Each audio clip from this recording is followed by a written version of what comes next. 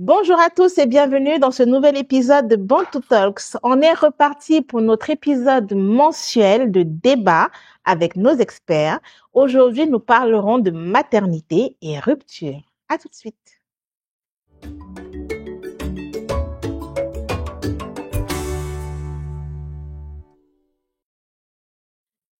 Bonjour à tous. Bonjour. Bienvenue Bonjour. tous en cœur. Ah, j'aime quand ils me répondent comme ça. Ça veut dire qu'ils sont chauds, ils sont prêts. Nous avons du cœur. On va dire ça comme ça. Bon, on va commencer par vous, Pasteur Franck. Bienvenue. Merci, c'est toujours un plaisir de me retrouver sur votre plateau Un pour plaisir apporter partagé. ma contribution en ce qui concerne les différents témoignages que nous recevons. Merci encore. Vous allez voir que Pasteur Franck Wantou, c'est seulement un passage biblique. Mais en tout cas, on est ravis de vous avoir. Merci. Je vous taquine toujours beaucoup. Merci. Docteur Efombagne, merci d'avoir accepté mon invitation. Merci Je rappelle que vous. vous êtes médecin généraliste depuis plus de 8 ans et que vous exercez à Douala pour l'instant. Oui, exactement.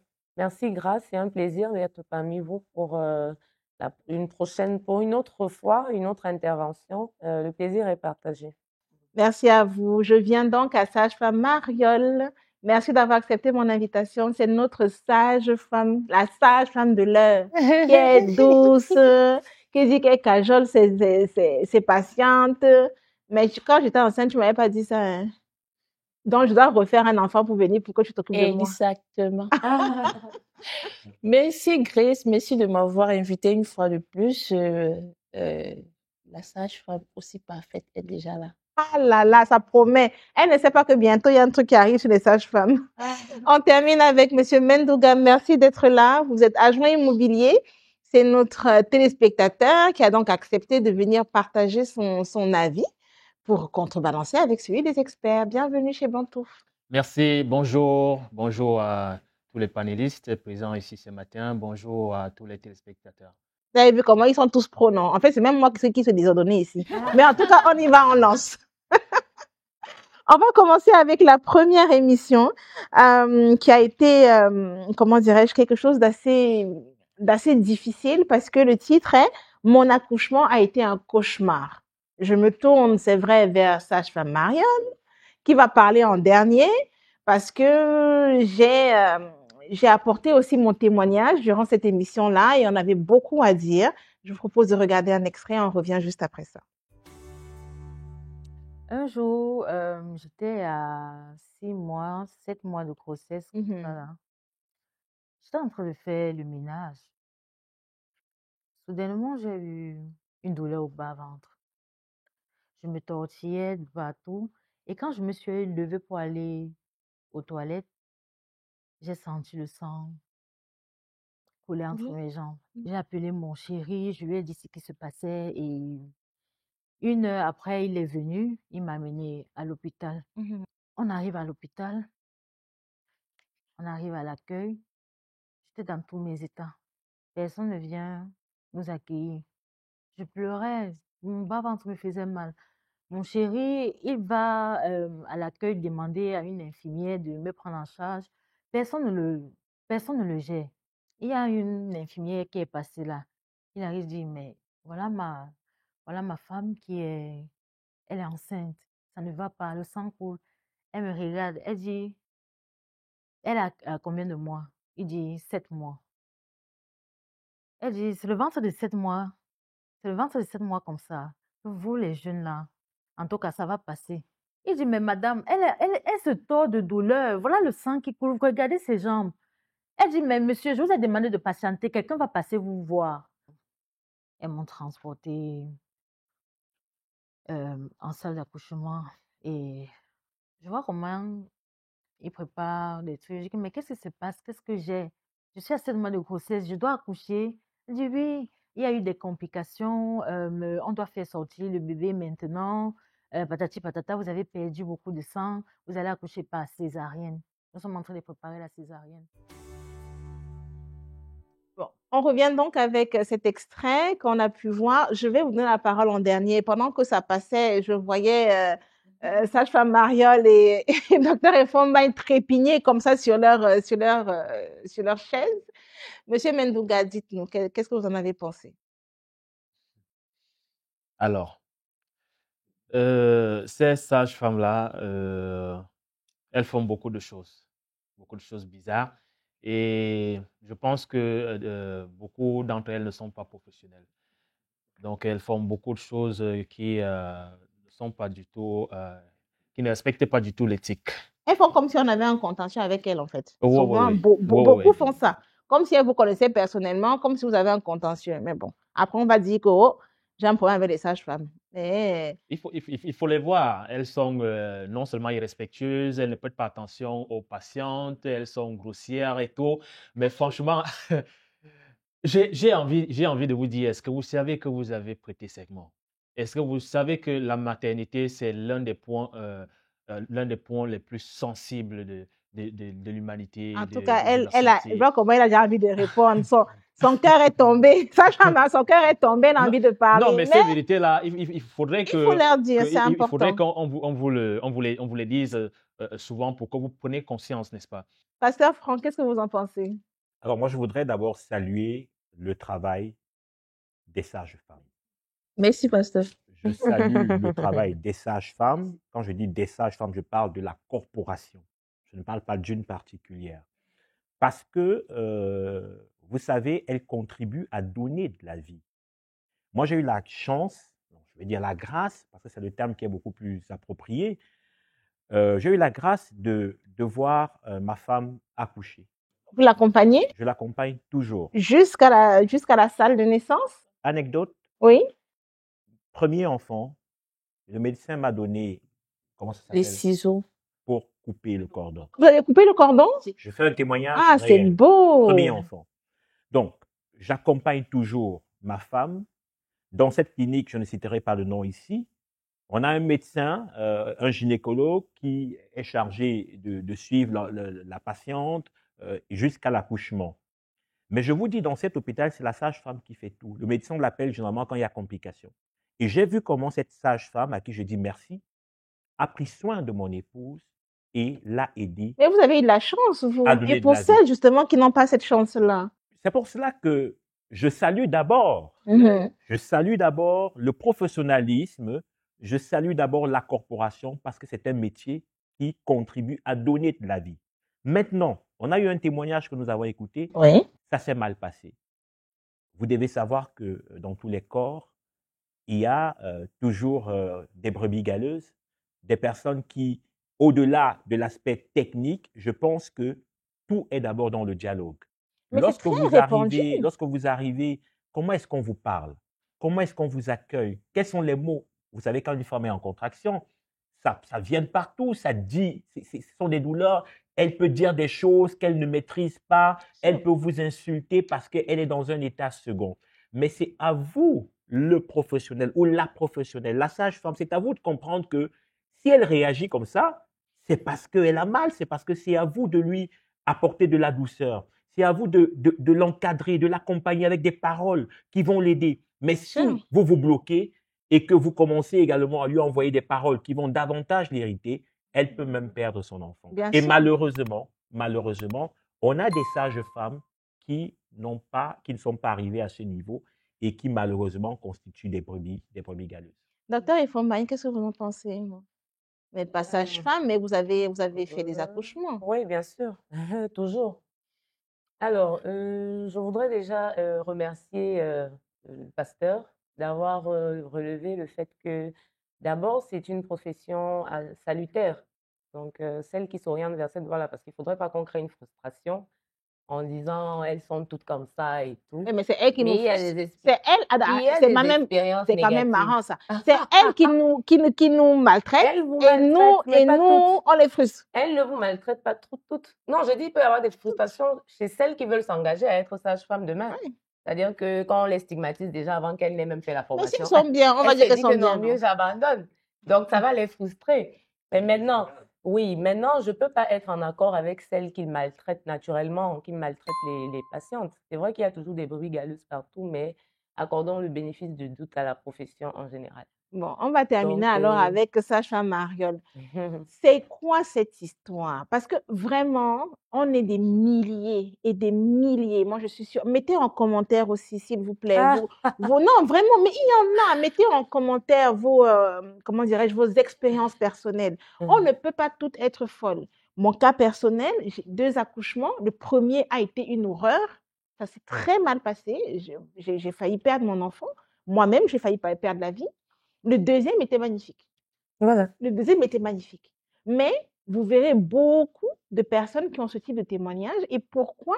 Comment se fait-il que les sages-femmes cristallisent autant de négativité?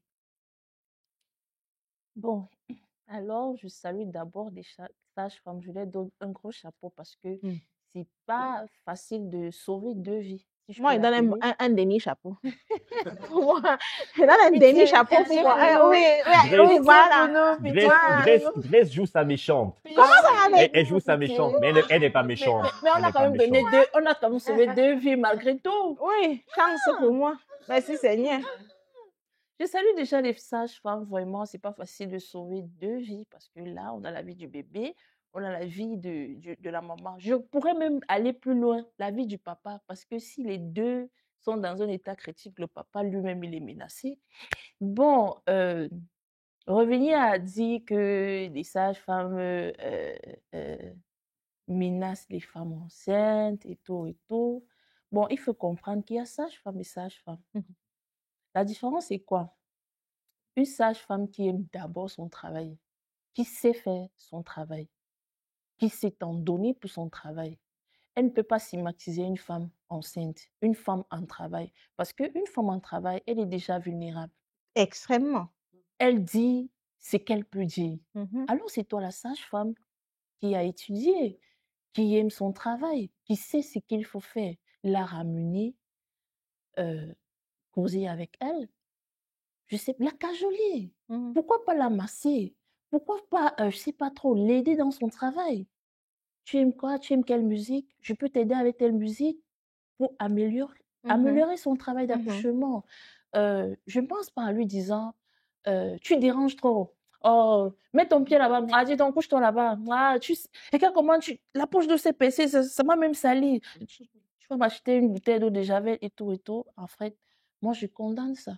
Et Parce celles que, qui font justement les commentaires, puisque on a eu dans le témoignage, elle dit, ah, regarde comment tu es là, mets ton pied là-bas, quand aussi la pauvre femme met ton pied, tu n'es même pas épilé. Oh, Ouais. franchement, c'est Juste- humiliant. justement, c'est ce que j'en viens à Très, très dire humiliant. que faut pas stigmatiser ces femmes. Elle est vulnérable d'abord. Parce que quand tu dis peut-être, elles disent parfois, tu n'es pas épilée et tout, c'est pas évident. Tu ne peux même pas voir ton bas quand tu es enceinte. Tu peux même pas voir. Et moi, je vais les appeler des vendeurs du savoir. Elles ne viennent pas travailler pour partager son savoir, pour aider, pour sauver 2 vies. Mais elle vient pour vendre son savoir, si je peux l'appeler comme ça. Mhm.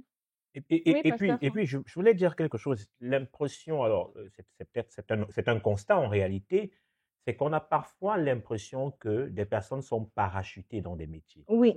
C'est ça, en Une fait. personne qui n'a pas de patience ne peut pas Ah oui. Justement. être sage-femme. Ah, Voilà. Il faut complètement. beaucoup de patience. Quand Complètement. on dit Il faut sage-femme, c'est ça. beaucoup d'amour. d'empathie aussi. Je vais faire le parallèle avec la Bible, avec la parole de Dieu qui dit que... Ça avait duré, hein. Non, Non, mais il avait duré, parce que j'étais sûre qu'il devait nous dire, tu as duré avant de dire, hein, qui pardon. dit dans le livre, Vous avez, dans le livre de excusez-moi. Proverbes, que la sage-femme bâtit sa maison. Ouais. Peut-être La femme pas, insensée. c'est peut-être un jeu de mots, mais sage-femme dans la Bible, là, c'est pas forcément dans Femme le accoucheuse. femme accoucheuse, mais c'est la sage-femme. Celle Mais qui a la un femme, savoir, vous voulez mais la dire. femme accoucheuse même devrait être une sage-femme dans le modèle de la Bible. Pourquoi? Parce que le fait d'encadrer ces femmes enceintes pour les aider à donner la vie, Oui. c'est effectivement bâtir une maison qui sera équilibrée avec un papa heureux parce que sa femme a accouché, avec un enfant content parce qu'il est venu au monde, avec cette femme qui est contente. Donc, la femme sage doit pouvoir bâtir sa maison. Mais aujourd'hui, avec la conjecture, avec la conjoncture, autant pour moi, on se retrouve dans des métiers parce qu'on veut gagner de l'argent, Bien on se sûr. retrouve dans des Justement, métiers, c'est ça, parce qu'on j'appelle manque. du commerce du savoir. C'est ça. Voilà. C'est ça. Docteur Efombagne, est-ce que vous faites également des suivis? Les médecins ne font pas beaucoup de suivis de grossesse. Consultation prénatale, Oui. bien sûr qu'on en fait. Mais maintenant, ça dépend de la formation sanitaire en question. Il y a des formations sanitaires qui recadrent les consultations prénatales absolument chez les sages-femmes. Parce que la sage-femme, quand même, a reçu la formation de tenir la femme dès le début de la grossesse jusqu'à l'accouchement. Mhm. Mais maintenant, il y a ce qu'on appelle des grossesses particulières. Il y a des grossesses qui nécessitent une attention particulière, des grossesses précieuses notamment. Mhm. Que même la sage-femme devrait, de par sa Avoir profession, besoin. confier au médecin ou alors au gynécologue. Quel type de Donc, grossesse?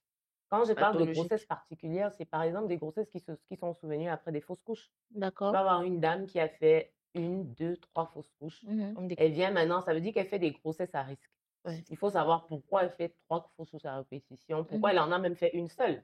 Là, il faut déjà l'intervention du médecin, D'accord. sinon du gynécologue. Oui. Il y a ces femmes-là qui font des grossesses à risque aussi, parce qu'après 35 ans, on parle de grossesse à risque. Des placentas prévia également. Après 35 C'est ans ça. seulement. Ouais, avant Oui. d'arriver même au placenta prévia, parce que Prévia. tu diagnostiques le placenta prévia au 3e trimestre Au de 3e grossesse. trimestre. Au oui. Après début, même, 35 ans, c'est à risque. oui, après Oui. 35 ans, ce sont des grossesses à risque. Oui, parce que tu vas Ah bon? quand je On dis les à risque, appelle, c'est on pas les pour dire qu'elles appelle sont même généralement dangereuses. les premiers pas âgés. Ça, c'est quand c'est la première grossesse La plutôt. première, oui. Donc, il y a des âges où, même quand une femme vient vous dire je suis enceinte à la sage-femme, elle gagnerait à lui dire votre suivi serait mieux fait par un médecin ou par un gynécologue. Mhm. Il y a des âges où, je ne vais plus parler de 40 ans, 45 ans, quand on se rapproche déjà de la ménopause. Oui. Ce sont des grossesses qui devraient... Il y a aussi des grossesses associées à certaines comorbidités, comme on dit. Une femme peut-être drépanocytaire qui tombe enceinte. Mhm. Elle serait mieux suivie par un médecin ou par un gynécologue. D'accord. Une femme, je ne sais pas moi quoi, qui a des problèmes au niveau de son dos, qui a des problèmes, des troubles musculo-squelettiques. Bref, Problème sont des- lombaire. Mhm. ce sont des spécificités en fait. D'accord. La sage-femme est aguerrie de suivre les grossesses normales, on va dire ça Ok. comme ça. C'est-à-dire chez des femmes qui arrivent là, visiblement, elle n'a aucune pathologie. Elle vient là et puis on la confie à la sage-femme. Oui, monsieur Bien, Mendoga, moi, vous j'aimerais vouliez ajouter intervenir? quelque chose ou alors j'aimerais poser une question. Mm.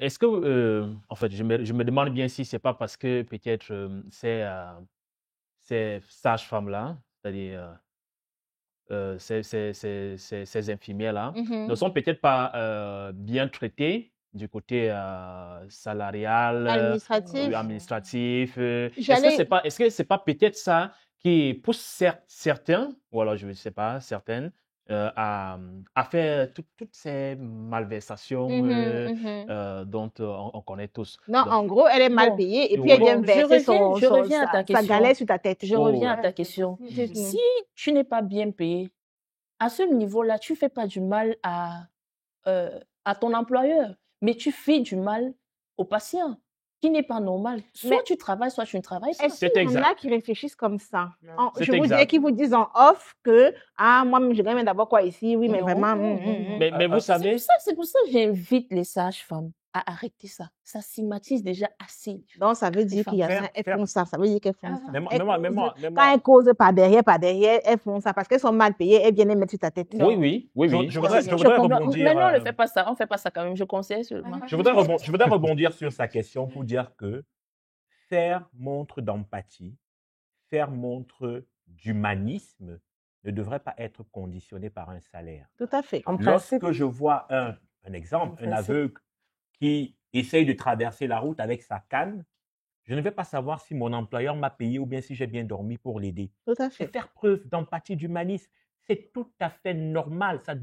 Normalement, on devrait même te condamner si tu ne. bien sûr. Donner donner la vie, c'est magnifique. dois Hein. Tu pouvoir vois le un bébé faire. que tu viens de Et c'est donner, pour cela donner que j'ai dit. naissance et qui pleure à côté de C'est pour cela que j'ai dit que le problème peut content. être au niveau du casting, au niveau des recrutements. Il y a des tests qu'on vous soumet et on constate que celui-ci, il manque de patience. Il est très agressif.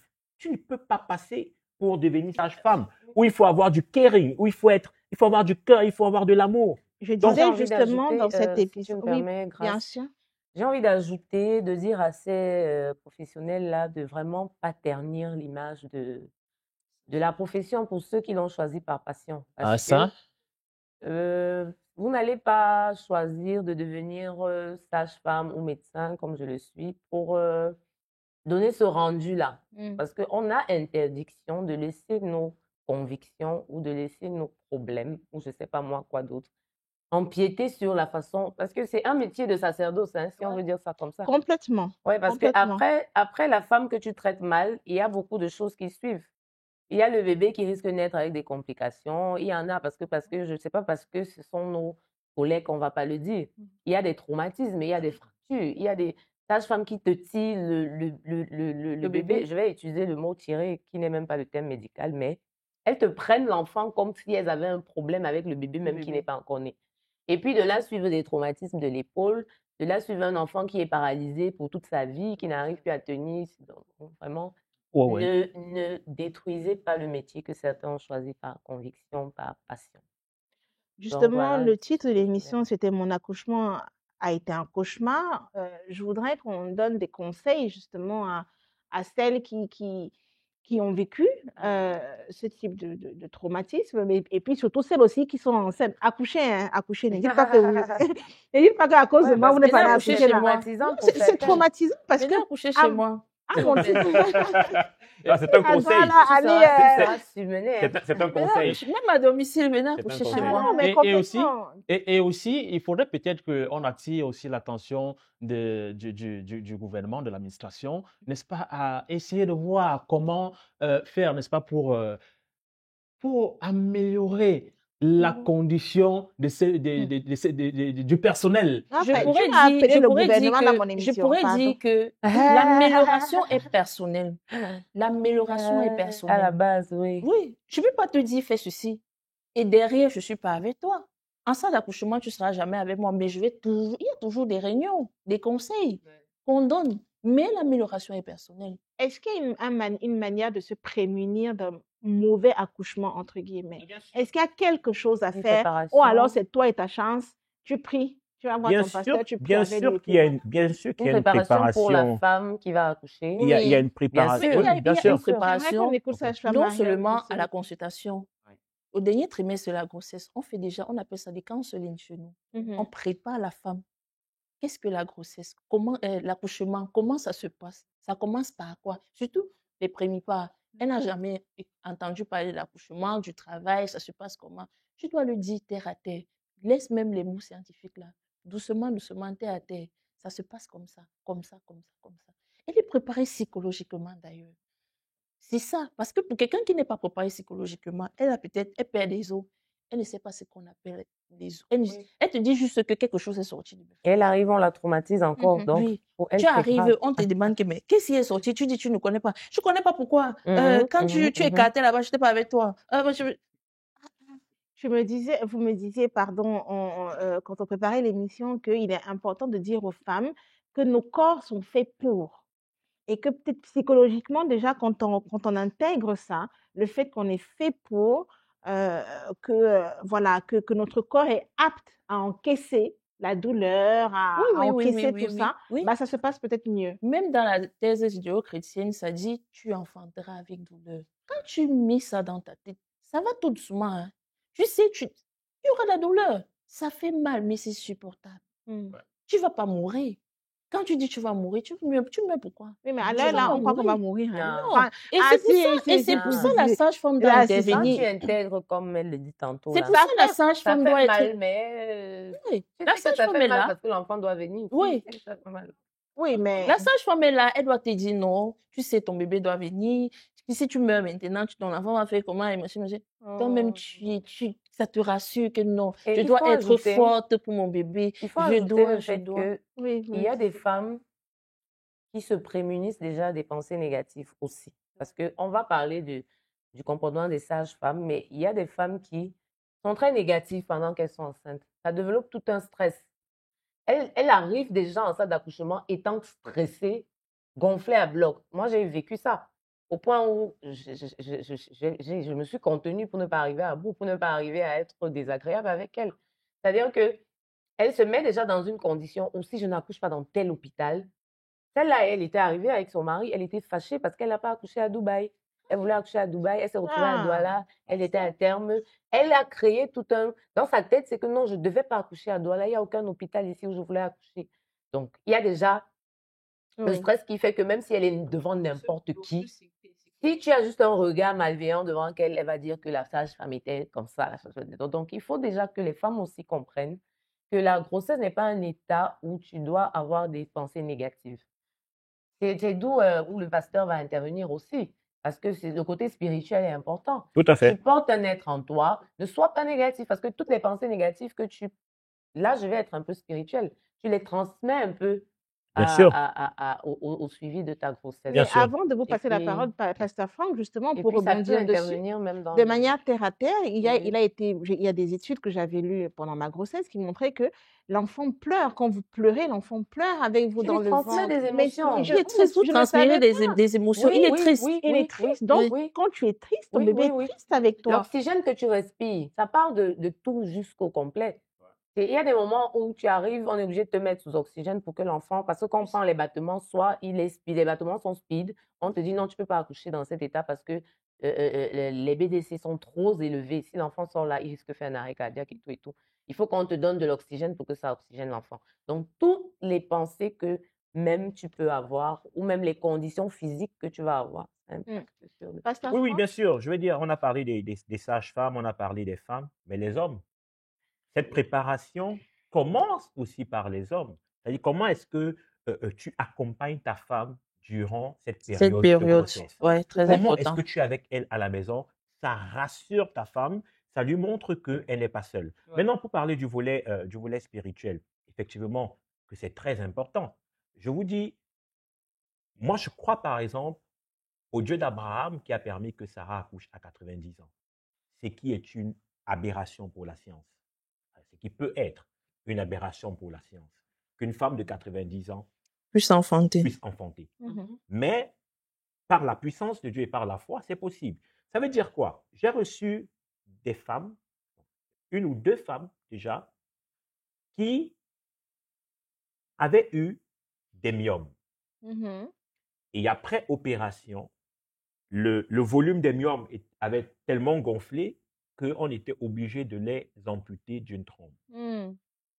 Le diagnostic, alors le verdict médical était qu'elle ne pouvait plus enfanter. Verdict. Mais Une pourtant, trompe on amputée. conçoit avec une trompe. Mais Alors, mais c'est pas Peut-être fini. l'autre était bouché. Je sais. C'est pas Qu'est-ce fini. qui s'est passé? non, D'accord. écoutons la C'est suite. pas fini. Nous avons prié. Et cette femme a donné naissance d'un garçon. Là où le verdict médical avait tranché, nous avons prié. C'est un témoignage réel. Hein? Je peux, si vous voulez, faire venir cette femme sur ce plateau pour qu'elle vous dise effectivement ce qui s'est passé. Donc, cet accompagnement, cette préparation spirituelle, elle est importante. Je vais aller encore un peu plus loin. Est-ce que vous savez que lorsque vous accouchez, par exemple, si vous n'avez pas pris le temps de vous préparer sur le plan spirituel, de faire des prières, d'invoquer la grâce de Dieu, Mhm. des personnes malveillantes, parce qu'au moment où vous accouchez, au moment où vous êtes en train l'enfant est en train de sortir, vous êtes vulnérable. C'est à ce moment que certaines personnes malveillantes qui vous entourent, même qui sont de la famille, sur le plan spirituel, peuvent impacter la vie de votre enfant. Bon, on va Sur le va plan développer spirituel cet même, aspect-là. le placenta, la question du placenta, celui qui touche le placenta peut impacter la vie de votre enfant. Donc, il faut qu'il y ait cette protection spirituelle, qui n'est pas que la présence des médecins, De qui tous n'est les pas que la côtés. présence, il faut une présence des anges parce que vous vous êtes préparé spirituellement. Donc, c'est Vous- très important. Vous parlez tout à l'heure justement de la préparation des hommes, le fait que les hommes ont une place très importante, souvent négligée dans l'accompagnement de la grossesse. Pourtant, ils sont les premiers à subir, si on peut dire, les désagréments avec nous qui les vivons, mais c'est souvent le conjoint qui est en première ligne. On a reçu comment dirais-je, un autre témoignage, une jeune femme qui est venue nous raconter que son conjoint l'a quittée à la maternité. On regarde un extrait et on revient juste après. Le jour que je suis allée accoucher, Mathieu n'est même pas entré dans la salle d'accouchement. J'étais toute seule. je croyais qu'il était peut-être au couloir, mais non, j'étais toute seule. Dans le Donc, couloir. c'est après Mais c'est après l'accouchement, l'accouchement. quand je me dis, mon chéri, il est où? C'est où la sage-femme me dit qu'il est rentré parce qu'il a dit qu'il ne se sentait pas bien et qu'il ne supportait pas les hôpitaux. Imagine, j'étais toute seule. Ensuite, je crois quelques jours après mon accouchement, 2 jours exactement, 2 jours après mon accouchement, j'étais avec ma mère et ma sœur et j'ai oublié de vous dire, j'ai donné naissance à une jolie petite fille ce jour-là qui s'appelle Léa. D'accord. Oui. Donc, ce jour-là, 2 jours après mon accouchement, j'étais dans la chambre avec ma mère, Léa, et ma sœur. C'est où monsieur débarque 2 jours après. 2 jours après. Il me dit, est-ce qu'on peut parler en privé? J'ai dit, OK. Donc, je demande à ma sœur et à ma mère de sortir un instant. Et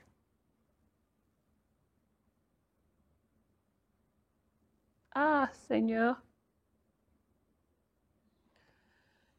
Il est entré pour m'annoncer qu'il avait trouvé mieux ailleurs, qu'il a rencontré quelqu'un d'autre et qu'il se sent plus bien dans notre relation, qu'il s'est marié pour me faire plaisir et il ne peut plus supporter de faire son... On est de retour après notre petit extrait. Je vais commencer par vous, Monsieur Mendouga. Est-ce que vous avez des enfants? Oui, bien évidemment, j'ai un garçon. D'accord. Comment s'est passée la grossesse alors? Ha! Ça a été quoi? Ah, dit que sa femme l'a traumatisé, tellement traumatisé que le gars, il n'a même plus les mots. Oh, ouais. Franchement, À ce point. franchement, les femmes, parfois, elles abusent. Oui, mais ce n'est pas facile. Oh là là. Tu es allé acheter le porc à 3 heures du matin? Non, mais ma femme, elle m'a tellement traumatisé que Ils quand ont elle un me dit, seul. quand elle me dit, chérie, il faut qu'on fasse le deuxième, j'ai dit, Il réfléchit. je réfléchis un peu, je réfléchis Oh un peu. là là, bon. Donc, ça a vraiment pas été facile. Ça n'a pas été facile, surtout que sa grossesse n'était pas une grossesse facile. Donc, c'était très compliqué pour elle. Donc, du coup, C'est vrai elle qu'on m'a en aussi compliqué la vie. plaisante, je comprends, on en plaisante comme ça, mais vous n'êtes pas arrivé au point du gars là qui a fui à la maternité. Ah, non, non. A dit qu'il n'a même pas attendu, franchement, c'est Même terrible. Il pas n'a même pitié. pas attendu qu'elle rentre, même pas que l'enfant grandisse. Il n'a même pas eu pitié. 2 jours à la maternité, j'ai dit que non, comme tu vois là, c'est mort. C'est un irresponsable, c'est tout.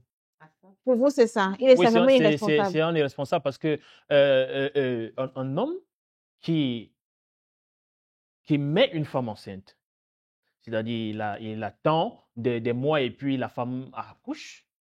La femme accouche bien. Parce qu'il y a d'autres hommes qui n'ont même pas cette grâce-là.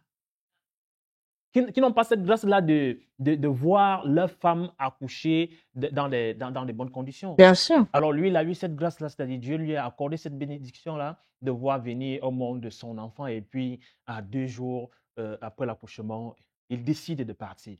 Si ce n'est pas de l'irresponsabilité, on va appeler ça comment? Complètement. Pasteur Franck, qu'est-ce que vous en pensez? Alors, j'essaye de me faire le film. Le gars, il invite la fille chez lui. La fille emprunte une moto, un taxi, elle arrive chez lui. Il amène la fille dans la chambre. Il décide de se déshabiller. Mais ils étaient mariés. Ah, ils étaient Ils mariés. étaient mariés, Ah, ben, oui. Non. là, c'est encore. Non, c'est Ils trop étaient grave. mariés. Elle n'a même Alors. pas fait l'enfant dans le bien, on reste. Ça, Son c'est le mari détail. Ça, qu'il c'est a le, ça, c'est le épousé. détail. Ça, c'est le détail, mais ça change toute la donne alors. Là, Non, ça c'est change grave. toute la donne. C'est le détail. Je n'avais pas bien Ça, suivi c'est une malédiction, l'intervention même pas de la dame quand elle le disait. S'ils étaient mariés, alors là, ça change toute la donne. Et ça me permet de parler de quelque chose de fondamental. On ne se marie pas pour se marier. Oui. En convenance. Il y a, Parlez bien, qu'on entende. Écoutez, on ne écoutez. se marie pas pour se marier. il y a des éléments qui sont importants, des éléments qu'on devrait poser sur la table avant de s'engager avec un homme ou avant de s'engager avec une femme. Premier élément, c'est le volet spirituel. Vous pouvez être d'obédience catholique et moi, je suis d'obédience protestante. La question, c'est de savoir. Parce que la question, souvent, les gens se disent que non, est-ce que mon mari va venir chez moi? Est-ce que je vais aller? Ça, ce n'est pas ça le plus important. Dans quelle éducation chrétienne allons-nous élever nos enfants? Tout à fait. C'est fondamental. Sinon, vous avez des enfants qui vont aller dire, je vais à l'église de papa, et là-bas, on me dit ceci. Et les enfants qui vont aller dire, je vais à l'église de maman, et il faut s'accorder. Premier point. Deuxième point, la question financière. Comment seront gérées nos finances? Est-ce que c'est l'homme qui pourvoit à tout? Est-ce que comme la femme travaille, elle pourra contribuer? C'est important d'en parler avant de s'engager. C'est vrai qu'on a vu uniquement un extrait. Je vais rebondir parce que pour avoir vu pour avoir interviewé la personne qui nous disait que en fait son mari était déjà assez immature, c'est-à-dire il aimait toujours jouer à la PlayStation. Oh non, sa maman est montée. Oh non, machin est descendu. Donc il y avait déjà des signes. Mais donc un garçon princesse alors. Son princesse. Oui, disons ça comme ça, un garçon princesse. Mais maintenant, tu es déjà marié, tu fais comment? Tu lui dis que comme tu vois là, je veux faire un enfant. Il te dit, ok chérie, on fait l'enfant. Il reste toute la grossesse. Tu fais comment? Alors, c'est pas évident. Ces signes-là, il aime jouer à la PlayStation, c'est un bébé à maman et tout ça. Ça aurait pu être des alertes.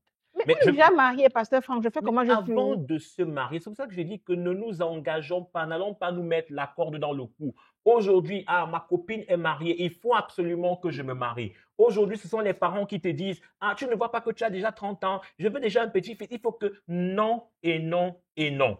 Ce n'est pas ta maman qui va aller vivre un calvaire dans ton mariage. Donc, je vais sécher au quartier jusqu'à 45 ans. Oui. Oui, parce que, pardon. Non, mais je suis sérieux. Parce que on ne va vers le bonheur. On ne va pas vers la souffrance. Monsieur Mendoga, vous disiez? Oui, parfois c'est l'amour aussi. Oui. Si c'est l'amour, je suis d'accord. Et vous savez, on le dit, l'amour rend aveugle. Voilà pourquoi, même si on est amoureux, il faut prendre du recul. Parce qu'on ne s'engage pas avec quelqu'un pour divorcer.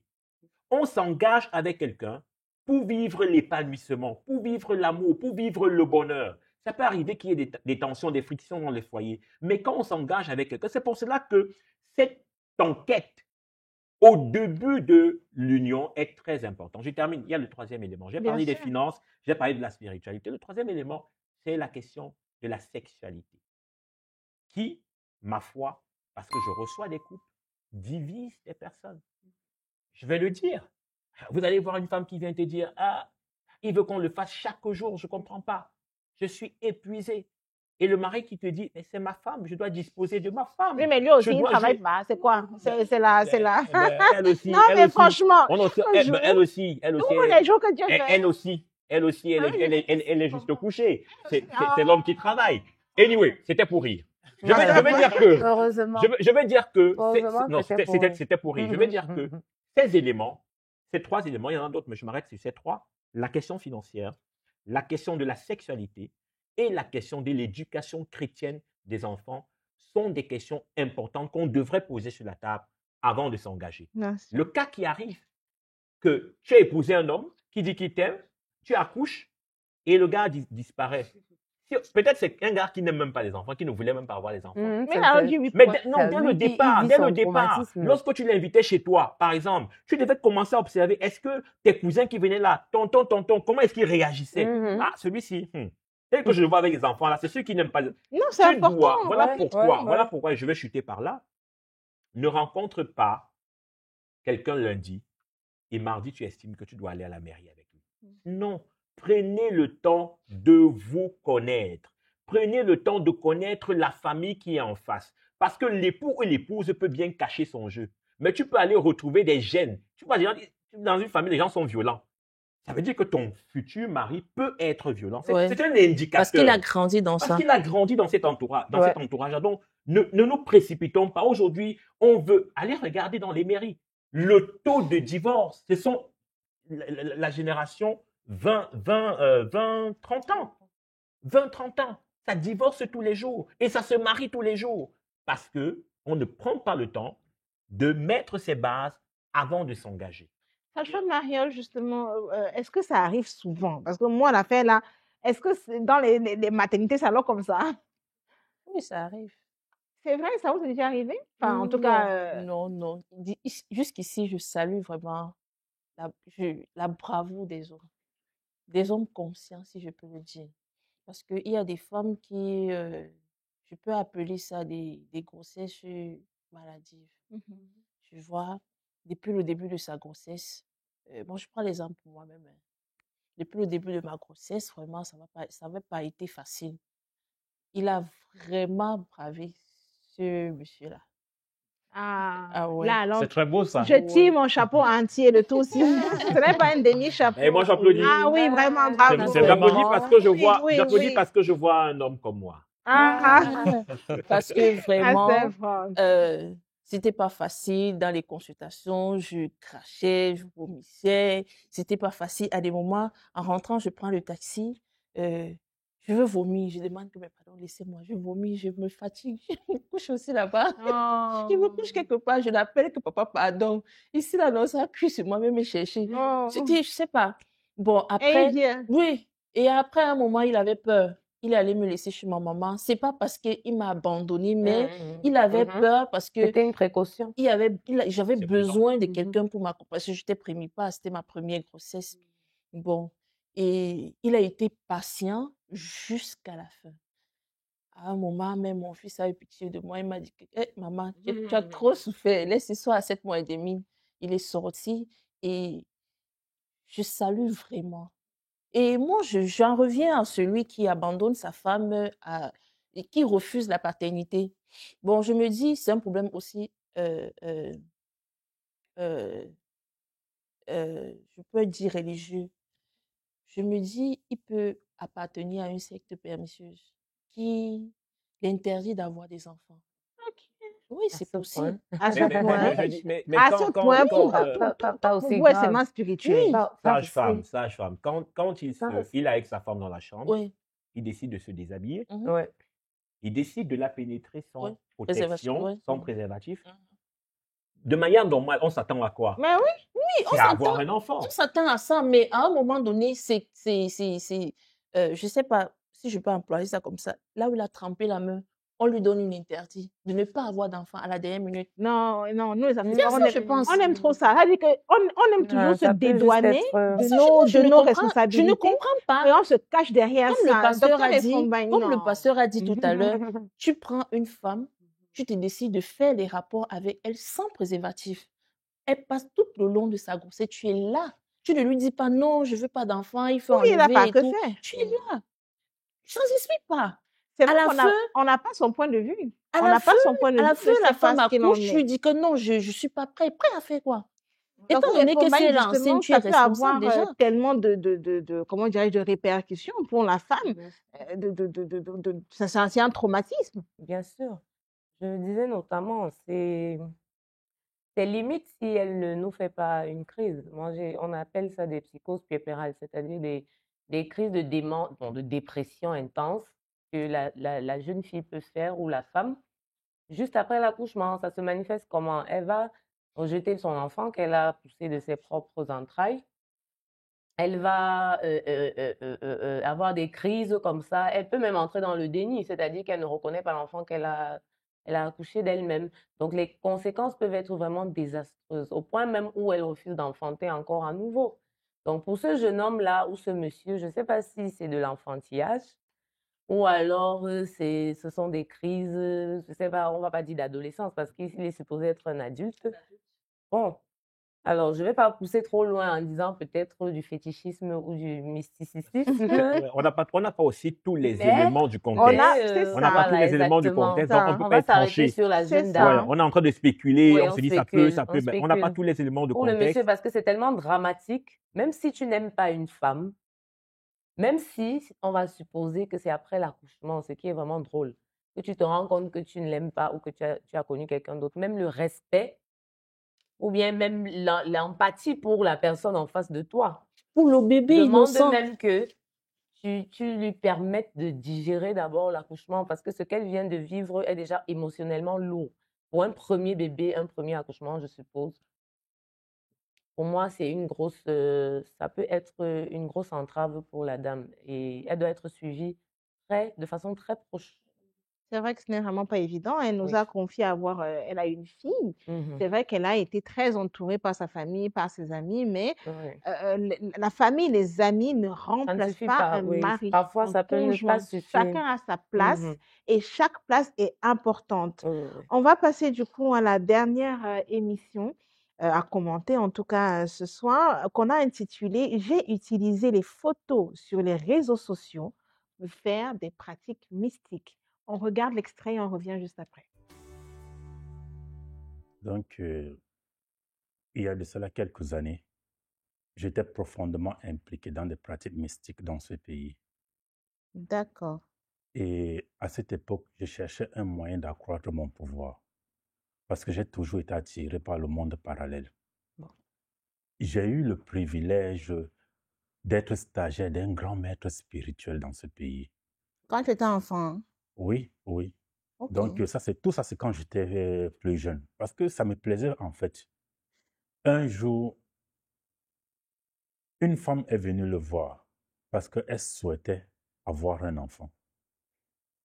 Malgré tous les examens qu'elle aurait pu faire, elle n'a toujours pas enfanté. Mhm. Elle a supplié mon maître parce que, comme étant très riche, elle a fait une proposition incroyable à mon maître. Donc, une somme, Oui. beaucoup de sommes d'argent, beaucoup d'argent en fait. Mhm. Donc, vous voyez que mon maître a fini par accepter. Mais la seule solution était de voler le destin d'une autre femme. Donc, là maintenant, pour y parvenir, nous étions obligés d'utiliser les réseaux sociaux. Ça n'a pas été facile, mais vu que je connaissais déjà certaines techniques de blindage et autres, sachant que lui a annonçant que je ne veux plus travailler avec lui. On revient donc après l'extrait concernant les réseaux sociaux.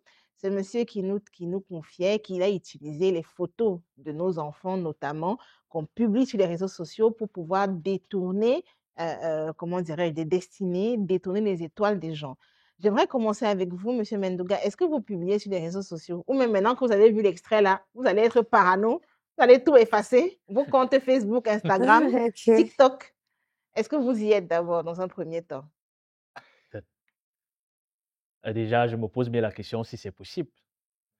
Est-ce que c'est vraiment possible? Parce que là, on quitte d'un monde informatique pour un monde spirituel. Les réseaux sociaux, bon, moi je me dis si c'était possible, c'est qu'il a confié. Euh, Peut-être, je dirais donc la majorité des destins serait détourné. Je partage votre avis un peu, mais je sens le pasteur Franck Oui, Chambouillat oui, à côté de moi. Je vais lui donner la parole en dernier parce que je le sens déjà, déjà bien animé. Docteur Efombagne, Oui. qu'est-ce que vous en pensez? Alors, je reste tout de même stupéfaite parce que, comme l'a dit le copanéliste, on parle d'un monde vraiment, bon, on va dire virtuel parce que les réseaux sociaux, pour un monde spirituel, bon, à l'impossible, nul n'est tenu, mais vraiment, ça fait froid au dos. Et puis, Sage-femme Mariole, est-ce que vous conseillez, vous, à vos patientes souvent de publier comme ça, de partager les échographies, de publier, de faire ce qu'on appelle les gender reveal, comme c'est très à la mode, les baby showers, ce genre de choses. Est-ce que vous le conseillez ou souvent vous êtes un peu réticente? Non, je conseille vraiment pas parce que tout le monde n'est pas fier de vous voir enceinte. Tout le monde n'est pas fier de voir votre bébé. Bon, je conseille pas. Je préfère qu'elle garde ça pour elle-même. Ouais. De faire, comme on dit, le voix bébé et pas Non, avant. même le voix bébé, même voix bébé, je ne conseille pas. Parce que le bébé est encore... Laisse quand l'enfant peut-être un an, 2 ans. Parce que, oui, quand le bébé est encore petit, bébé, nouveau-né, 2 jours, 3 jours, ça ne sert à rien les voix bébé. Il connaît qui vient le rendre visite. Non, Mais toi, la maman, tu ne connais pas qui vient rendre visite à l'enfant. Tout le monde veut porter l'enfant, mais est-ce que tu sais pourquoi on porte l'enfant? Donc, il faut éviter. Pasteur Franck, Oui. alors là, les questions sont entières. Vraiment, la question, comme avait dit M. Mendouga, est-ce que c'est possible? Parce que quand il avait fait ce témoignage-là, je lui ai moi-même demandé que, donc ça veut dire que moi qui suis là, je présente mon émission, quelqu'un va faire capture Épuiser écran et puis il l'énergie. va aller épuiser mon énergie. Est-ce que c'est réellement possible?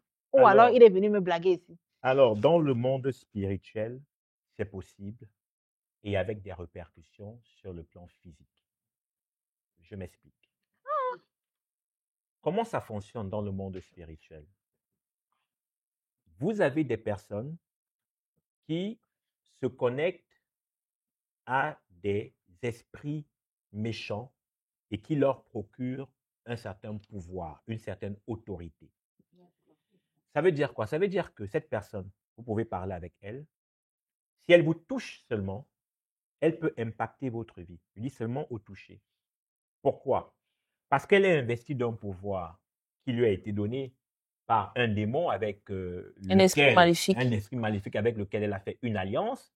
Et quand elle vous regarde, vous êtes vide. Ça veut dire que, quand je dis que vous êtes vide, il n'y a rien qui vous protège, il n'y a aucune autorité en vous, vous n'avez pas fait alliance avec un esprit. Vous comprenez ce que je veux dire? Parce que J'essaye. l'homme, c'est 3 dimensions. Vous avez la dimension physique, Mhm, c'est celle que je peux toucher, le mhm. corps. Vous avez la dimension spirituelle. Mais les 3 dimensions sont le corps, l'âme et l'esprit. Mais l'esprit est au-dessus des 2 premières dimensions, notamment l'âme et le corps. Ce que je veux dire, c'est quoi? C'est que, effectivement, sur les réseaux sociaux, vous pouvez publier la photo de votre enfant, vous pouvez publier votre vie. Quelqu'un qui est approfondi dans le spirituel, côté négatif, ce sont des informations que vous lui donnez sur votre vie. C'est-à-dire qu'il n'était peut-être pas censé savoir que vous avez un enfant, mais vous lui donnez cette information. Et dans le règne de l'esprit, côté négatif, il peut impacter sur la vie de cet enfant si et seulement si vous-même, vous n'avez pas fait allégeance à un esprit qui vous protège. Voilà pourquoi vous allez voir des gens vous dire, je suis allé voir tel marabout pour qu'il me blinde, pour qu'il me protège. Et donc, Et vous croyez au marabout? je dis, écoutez bien ce que je suis en train de dire. Je dis que l'action que le marabout va faire va vous procurer une protection parce qu'il est connecté à un esprit qui va vous protéger. Mais je ne m'arrête pas là.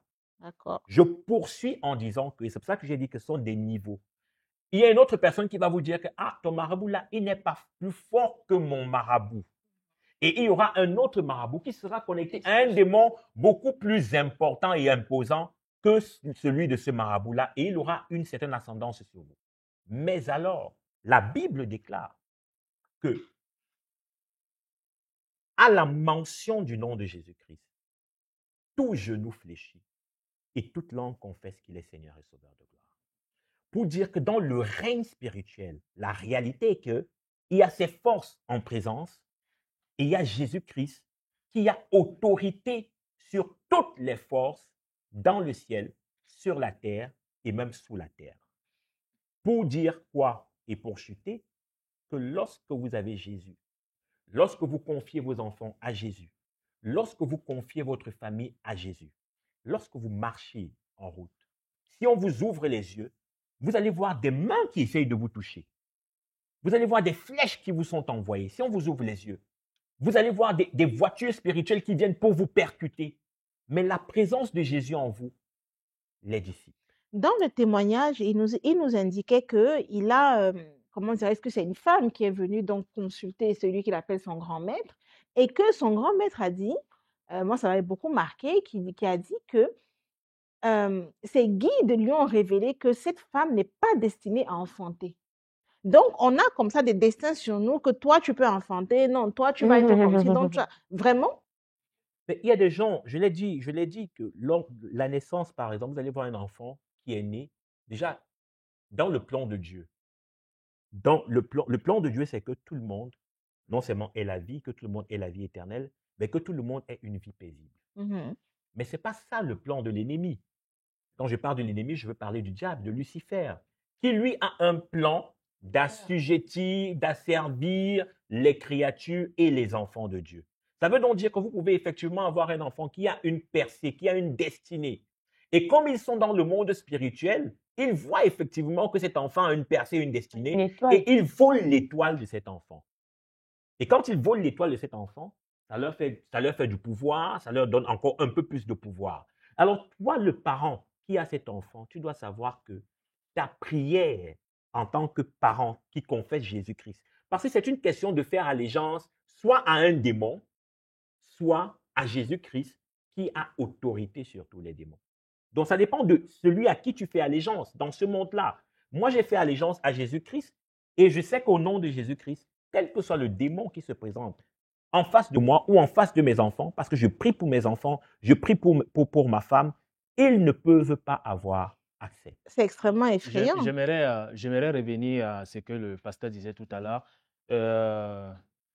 par rapport aux photos présentes ou alors aux photos que nous publions à Oui, longueur de journée sur les réseaux sur les sociaux. réseaux sociaux. Alors, si vous dites que euh, le monde, enfin, si vous dites que ces personnes-là peuvent spirituellement utiliser ces photos et que de manière spirituelle, ils peuvent, n'est-ce pas, changer les destins des gens et tout ça. Ce qui signifie qu'en réalité, ils n'ont même pas besoin d'avoir une photo ou alors de voir une photo de vous pour agir d'une manière ou d'une autre. Ils n'ont pas besoin de forcément voir une photo sur les réseaux Oui, pour, par exemple, pour ce cas-ci.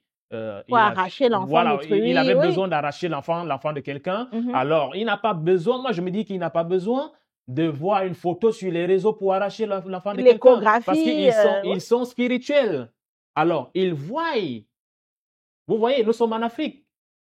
Vous allez, il y a des histoires, par exemple, où on va vous dire telle personne est partie en Europe, telle personne est partie en Amérique, et puis la sorcellerie au village l'a tué en Europe. on l'a lancé, oui, Hein? complètement. Est-ce que vous pensez que c'est parce que cette personne qui est en Europe l'a publié les photos qu'on lui a C'est parce que Alors, c'est ce que je vais dire, hein, c'est que ce qu'il faut retenir, ce qu'il y a de fondamental, ce n'est pas que ce soit par les réseaux sociaux, ce qu'il y a de fondamental et qu'il faut retenir, c'est que nous sommes dans un monde qui est d'abord spirituel. Nous nous voyons, il y a des êtres qui nous entourent que nous ne voyons pas. Ça veut dire quoi? Ça veut dire que toi, en tant qu'homme ou femme, tu dois avoir une certaine protection de ces différents êtres. Que tu sois aux États-Unis, que tu sois où, effectivement, en être spirituel, on n'a pas besoin d'être en face de toi. On peut agir sur toi même étant à des milliers de kilomètres. On est d'accord. Mais le fait d'avoir une protection, et j'ai précisé en disant qu'il y a plusieurs formes de protection qui peuvent marcher. Moi, je ne sais pas parce que je n'y vais pas. Je rends le témoignage de ce que j'ai comme protection, qui est Jésus, et je constate que ça marche et que ça a de l'ascendance sur toutes les autres forces en présence. C'est ce témoignage que je rends parce que c'est ce que je vis et c'est de ça que je peux parler. D'accord. Bon, pasteur. Ce qui signifie, pour répondre à la problématique ou alors à la Oui. question, on n'a pas, c'est-à-dire l'homme spirituel n'a pas besoin de fouiller dans les comptes Facebook des gens pour prendre ce qu'il veut prendre. Donc, en euh, fait, vous si pour pensez lui, que c'est ce qu'il facile nous de a, passer par ce qu'il là, nous a dit, il nous a il va baratiné. le faire. C'est lui qui est venu témoigner, il nous Oui, a, oui, il moi nous a je baratiné. pense que c'est du baratin parce que l'homme spirituel n'a pas besoin de ça. Ah Ça ne bon? nous empêche pas D'être de prudent. vivre caché. Être Qu'est-ce que prudent. Ça vous ne en nous pensez? empêche Oui. pas de vivre étant réservé. Vous comprenez? Laissons le volet spirituel. Vous avez votre enfant que vous publiez, comment vous lui enlevez les couches et autres. Et d'abord, tout ce qui est publié dans les réseaux sociaux reste. Ça Dès reste. que vous publiez, vous n'avez plus le contrôle dessus. Imaginez-vous dans 20 ans, cet enfant a une destinée présidentielle. La première chose sur laquelle les opposants vont l'attaquer, ce sont ses photos d'enfance pour montrer comment il se faisait caca dessus. Parce qu'en politique, tous les coups sont permis. Bien sûr. Je ne sais pas si vous comprenez ce que je dis. Ça veut dire que vous êtes en train d'exposer votre enfant qui peut avoir une destinée. Je ne sais pas, ça peut être une vidéo où il est en train de pousser sa sœur. Peut-être qu'il était en train de jouer. On récupère ça dans 20 ans pour dire qu'il était violent dès son enfance. Donc, apprenons à vivre caché. On n'a pas besoin d'exposer nos vies sur les réseaux sociaux. Moi, je pense que ce qu'ils font, ce sont des personnes qui veulent montrer aux gens qu'elles mènent une vie en réalité qu'elles ne mènent pas. Les gens de Dubaï, paraît-il. Voilà. Je montre en réalité qu'elles ne mènent pas. Entre Dubaï, Je ne suis pas contre les réseaux. Moi, j'utilise par exemple les réseaux sociaux sur le plan professionnel. J'utilise les réseaux sociaux pour évangéliser. Sur le plan professionnel, ça m'aide à faire beaucoup de choses. Je ne suis pas contre. C'est la manière dont on les utilise qui occasionne un certain retour. La question, s'il vous plaît, pour chuter avec ce qu'il est en train de dire, moi, ma question, ce que vous dites, il est pour une société particulière ou bien il est pour toute la société? Qu'est-ce que je veux dire? Vous voyez, en Occident, je veux dire chez les Blancs, comme on aime vulgairement appeler, et ils n'ont pas ce problème là-bas. Qui t'a dit ça? C'est ce que tu penses. Pardon, qui vous a dit? C'est ce que tu penses. Qui vous a dit? Non, je ne parle pas de sorcellerie. Je parle de vivre de vivre en publiant ses photos, toujours montrer ce qu'ils font. Mais ils ne publient pas tout, hein, contrairement à ce que vous avez l'air de penser.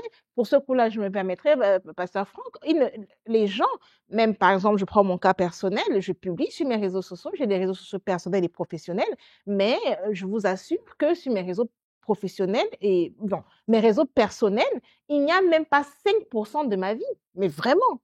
On montre ce qu'on veut montrer, on publie ce qu'on veut publier.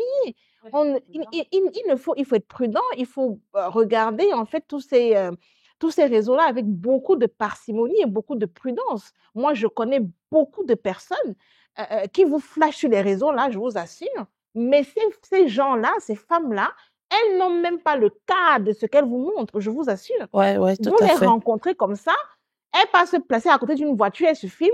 Après, elle prend le bel ski rentre chez elle. Elle se filme devant une belle maison. Bien sûr. Tu es sûr que non, ça c'est sa maison et tout. Non, mais en même temps, tout le monde doit s'amuser. Tout le monde peut avoir bien le droit de faire. En restant prudent. On ne sait jamais. On ne peut pas dire à 100% que c'est faux en même temps. Donc, il faut quelque chose de vrai. J'ai des connaissances, peut-être pas approfondies en informatique. Est-ce que vous savez que lorsque vous faites un live, vous ne dites pas où vous êtes. À partir de ce qu'ils appellent les métadonnées, quelqu'un qui est curieux, même pas un informaticien, peut, à partir de votre vidéo, dire exactement le lieu où vous vous trouvez. Oui, avec le récipient également. Pour dire quoi? Il y a beaucoup de personnes qui ont été braquées parce que montrant leur maison, et ainsi de suite, sur les réseaux sociaux. Imaginez-vous si elles n'auraient pas été braquées. Donc, malheureusement, Internet est arrivé en Afrique. L'Afrique s'y est lancée sans qu'on ne prenne le temps de lire la notice. Or, ailleurs, ils ont pris le temps de lire la notice. Vous avez parlé des... Non, mais vous pensez vraiment que ceux qui font des lives ailleurs, leurs vidéos ne peuvent pas aussi être tracées? Qu'est-ce qu'on dit dans leur live? Vous voyez nos soeurs ici qui font des lives, qui montrent leur postérieur, qui montrent leurs cuisses et autres là. Vous allez voir ailleurs des gens qui font... C'est pas seulement ici, qui font des lives. Ça vient d'ailleurs. Non, ça vient d'ailleurs. On n'est pas obligé. On n'est pas obligé de tout copier. Non, mais l'Afrique on est a des d'accord. valeurs. L'Afrique a des valeurs. Vous avez parlé tout à l'heure, et ça me permet de rebondir. Vous avez parlé tout à l'heure de quelque chose de très intéressant. Vous avez dit que ailleurs, en voulant faire une distinction entre l'Europe et l'Afrique. OK. En disant que non, la sorcellerie est nôtre. Mais il y a pire que la sorcellerie là-bas. Je vous prends un exemple. Non, c'est pas ce que j'ai dit, hein. Okay, c'est pas ce que j'ai dit. La sorcellerie, elle est partout. OK. Elle est partout. Donc, j'ai peut-être mal compris. Mais je veux vous dire que vous avez des mots, par exemple, vous voyez un enfant de 12 ans qui prend le pistolet, qui tire sur son père. Mais c'est grave. Vous avez un homme qui dit que, voilà, lui, il aime un homme. Ouais. Oui, il va devenir femme. Eh, ça arrivait là-bas. Vous avez un homme, vous avez un homme. Ça arrivait là-bas. Vous avez un homme. Vraiment, vous avez un homme. Je ne vais pas citer son nom, vous le connaissez. Pardon, ne citez il est pas. décédé il y a 2 ans. Multimillionnaire, oui. Qui estime que quand il meurt, sa fortune doit aller à son chien. Vous voyez de qui je parle? Ne citez pas. Ne citez pas. C'est incroyable.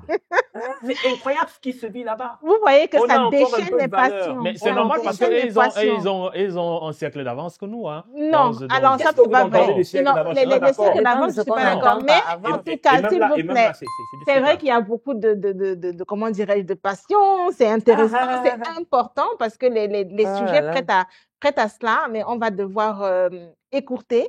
Conclure, je comprends surtout que pour synthétiser en fait tout ce qui a été dit, la prudence. La prudence est mère de tous les mots. Il est vraiment important de pouvoir, comment dirais-je, prendre de la distance avec ce qu'on voit. Ce n'est pas tout qu'on copie, je retiens aussi ça. Et puis, bon, sage-femme Mariole, vraiment, Assia, hein. On a beaucoup tiré sur les sages-femmes de Tosi, mais on est ensemble. Elle a même eu la chance, hein, parce que comme il n'y N'est-ce pas? avait même pas assez de temps, parce que j'avais beaucoup à dire à ce sujet. Donc, ce sera, Elle a eu beaucoup de chance. ce sera alors pour un prochain épisode. Mais Merci. vous oubliez ce qu'on fait pour vous, hein. Ne relançons pas le débat, pardon. À très bientôt, à la semaine prochaine. Remerciez-moi aussi. Merci à vous d'avoir été parmi nous. J'espère que ça vous aura plu. Les débats sont, comment on va dire, sucrés, salés, tout ça mélangé, épicé comme on aime. À la semaine prochaine pour un nouvel épisode et à la fin du mois prochain pour toujours les débats avec nos experts. À très vite.